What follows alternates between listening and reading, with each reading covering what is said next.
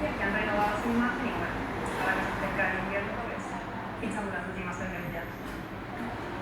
Un nuevo concepto de moda llega a Valencia. La mujer glam se reinventa y busca marcar la diferencia con cada look y sentirse cómoda todos los días. Además, es la mejor excusa para renovar el fondo de armario.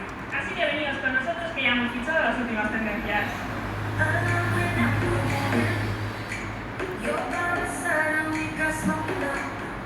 Bueno, cuéntanos cómo se ha reinventado glam.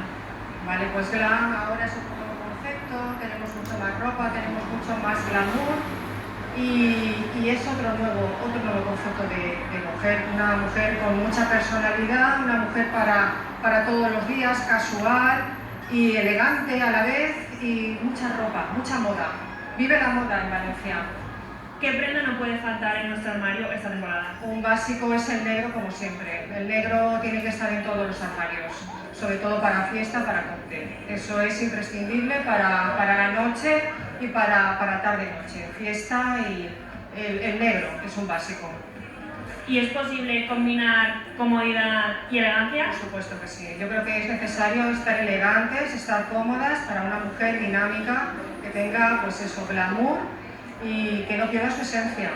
Lo que intentamos es que un vestido lo puedas usar desde las 8 de la mañana hasta un evento que puedas acudir simplemente cambiándote por unos estiletos, un fular y un bolso y la adaptas a cualquier hora del día. Bueno, y cuéntanos qué prenda viene pisando fuerte esta temporada. Pues esta temporada viene pisando fuerte los vestidos. Los vestidos sobre todo ha sido lo que más destacamos de esta temporada de otoño-invierno y sobre todo mucho el conjunto estilo lentero pijama que se lleva mucho.